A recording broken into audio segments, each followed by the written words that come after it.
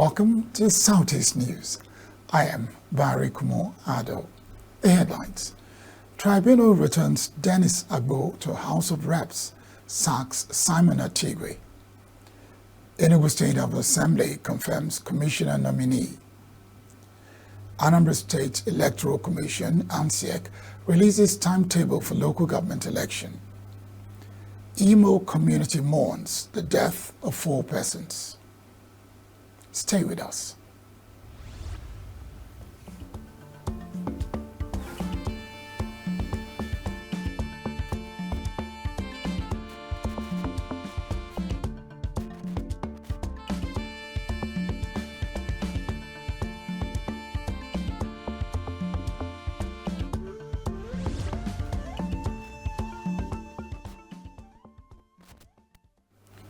The House of Representatives Tribunal, sitting in Abakaliki, Ebonyi State, has returned Dennis Agbo of Labour Party as a duly elected candidate in the rerun election for Igweze North Udenu Federal Constituency held on February 3, 2024.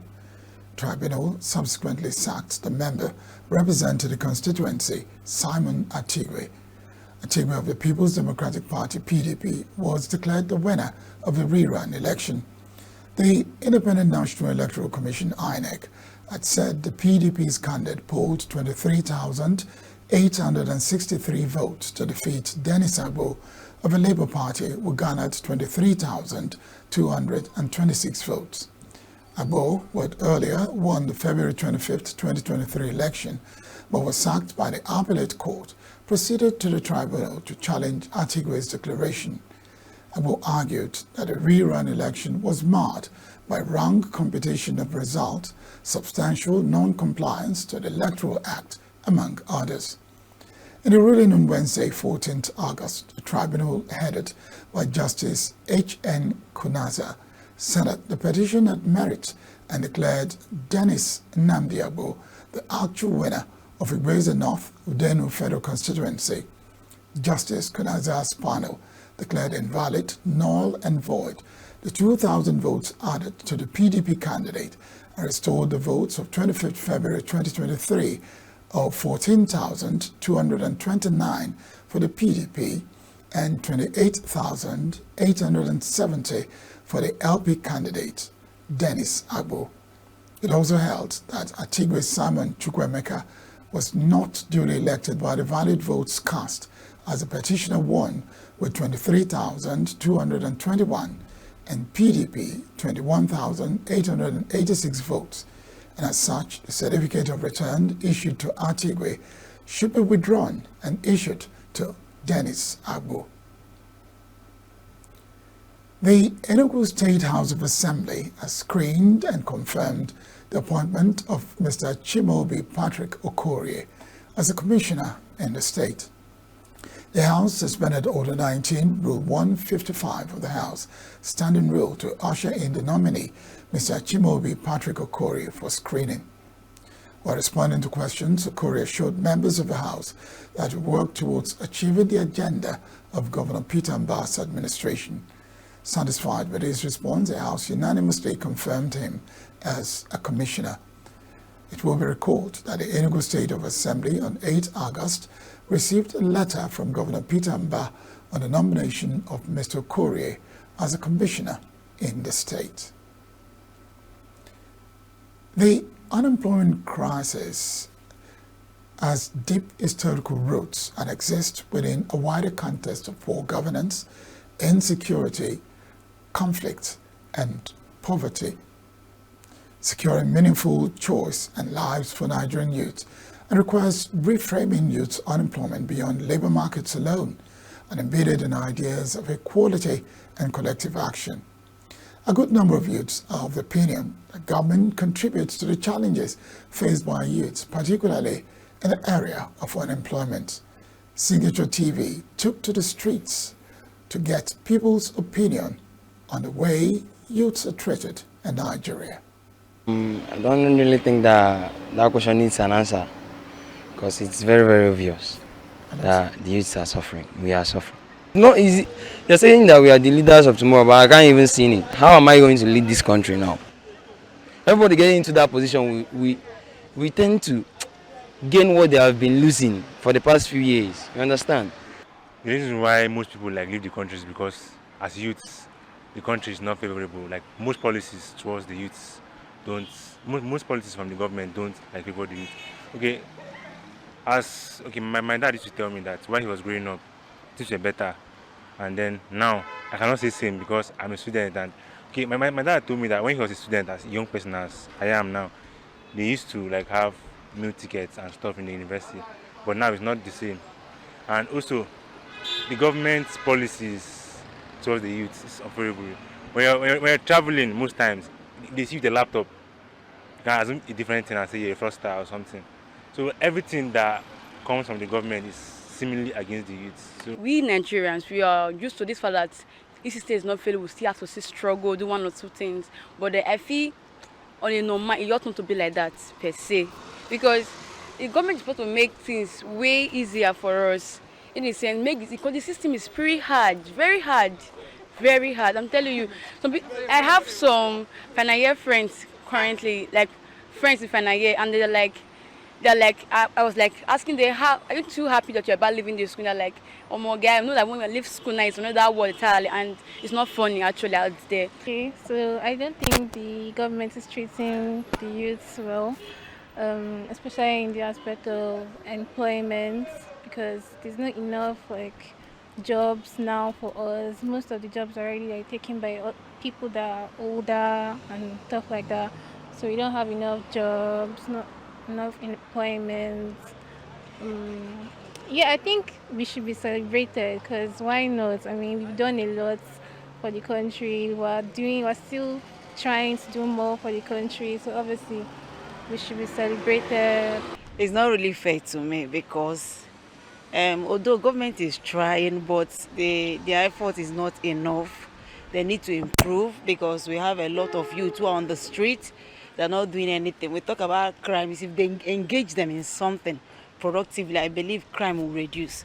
So I suggest the government will look into engaging our youth, creating an enabling environment for those who are entrepreneurship inclined, those who can do their own things. Some of them have their own products, but they need the support of government, like finance and reducing tax. Because even if you give a youth loan and the tax is high, they can still not cope. Nigeria has to recede about youth, because youth is going astray because of attitude of Nigeria. Youths are actually the leaders of tomorrow, so like they should be celebrated to like encourage them in all they do, so that they will see the better side of life, so that they will actually feel like the society loves them. So with that, they will tend to like put in more effort in what they are doing, and they will be more encouraged in their activities.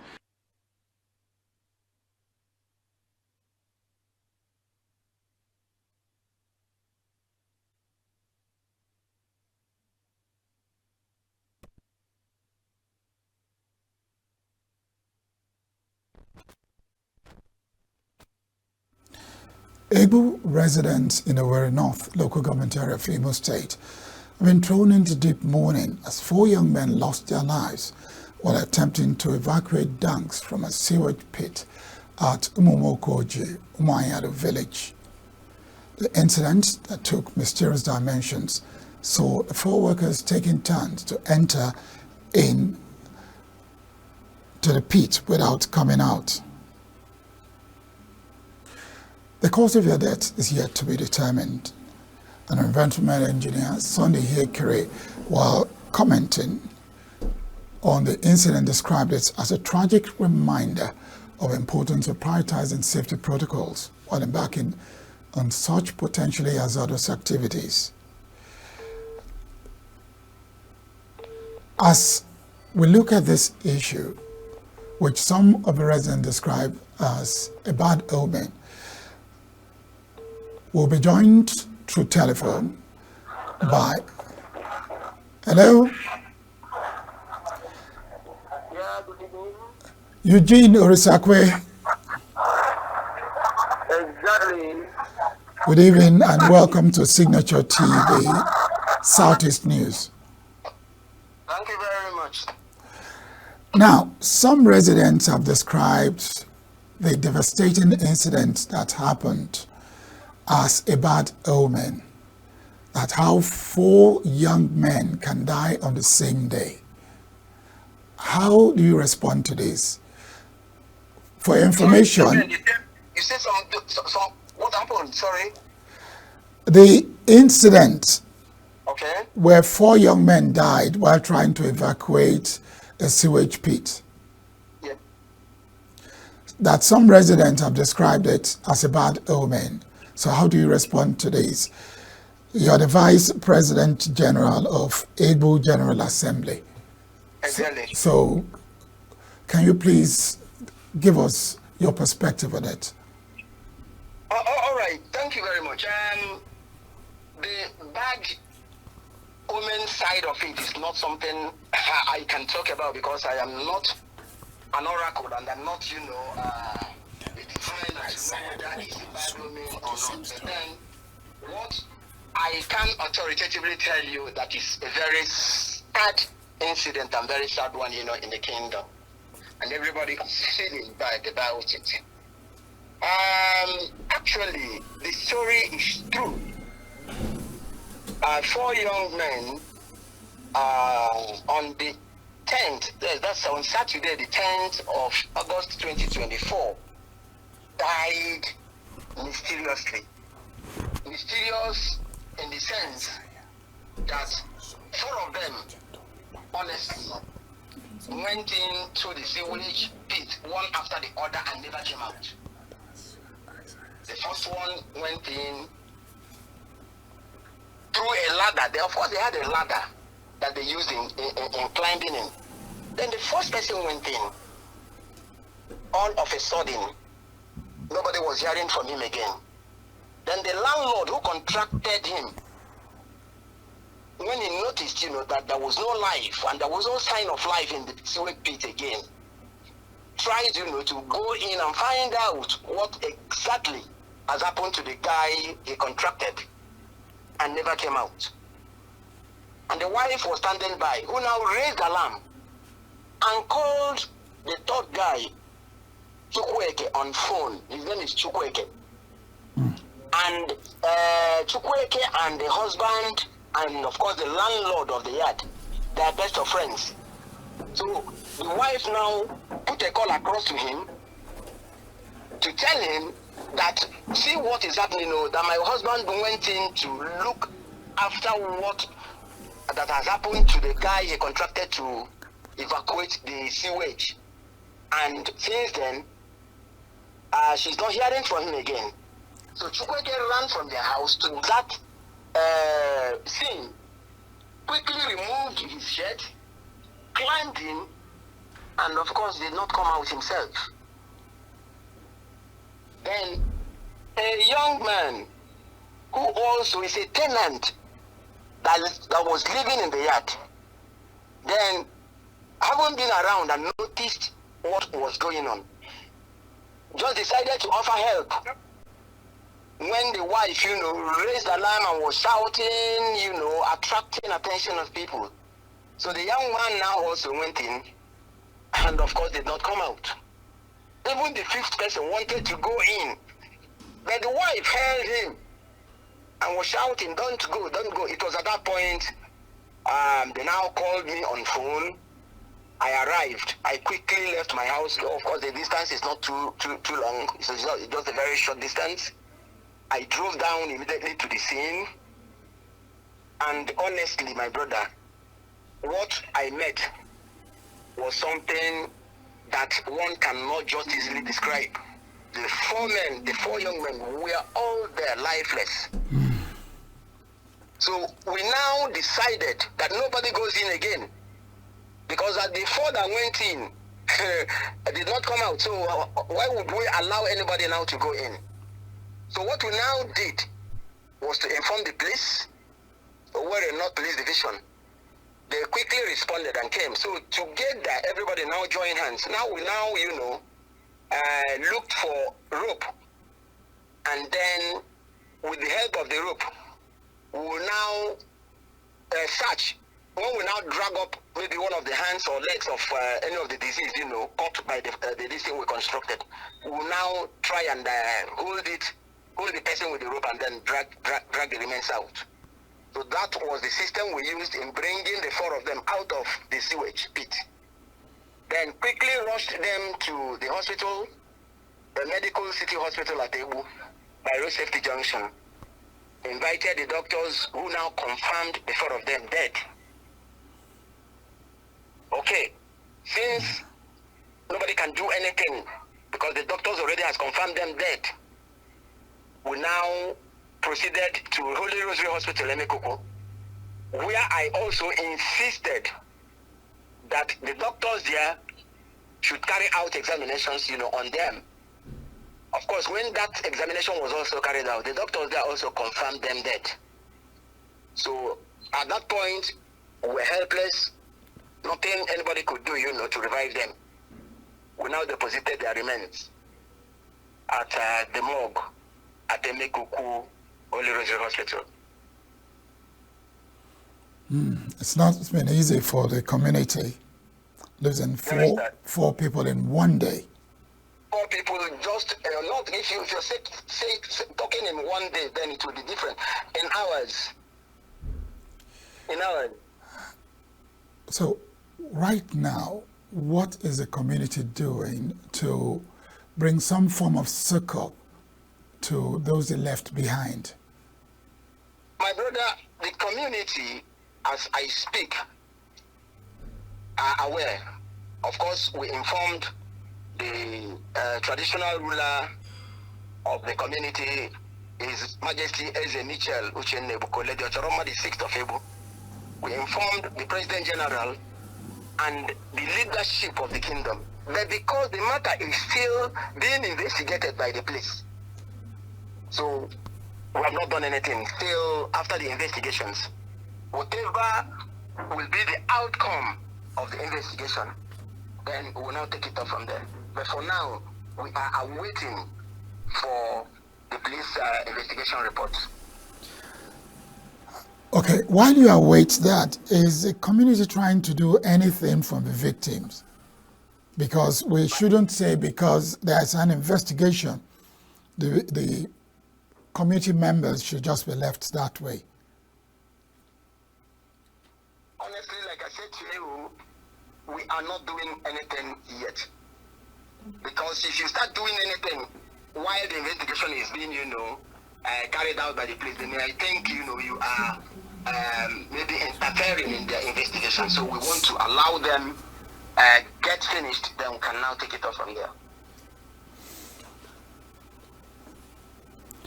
It's still a sad story. We are still, even over here, we are still trying to understand. Well, from the little, I don't want to be quoted, but then from the little side information, that filtered in. Yes. It looks like that they say the applied chemical that is not human friendly. Okay. Are we saying that's what contributed to it? Hello? Are we saying that's what contributed to it? I wouldn't say that, but I say I don't quote me. But then these are little information, that filtered in. No problem. I won't quote you, but Unconfirmed sources. okay. But we do have Isaiah Aboyi that is going to come on through Zoom, and he's a health expert, an environmental expert too, that will also look at this situation so that as time goes on, we get a better way of doing things so that such an incident will not repeat itself in any community. Honestly, it's an unfortunate one, and we don't pray that a situation like this, repeats itself, both in my community and elsewhere. It's an unfortunate one. Prince Eugene Orisakwe JP. Orisakwe JP. Yes. Thank you. Yes, JP. Orisakwe JP. Thank you. Thank you very much. Because what you've given us shows that there is still human kindness existing in humanity.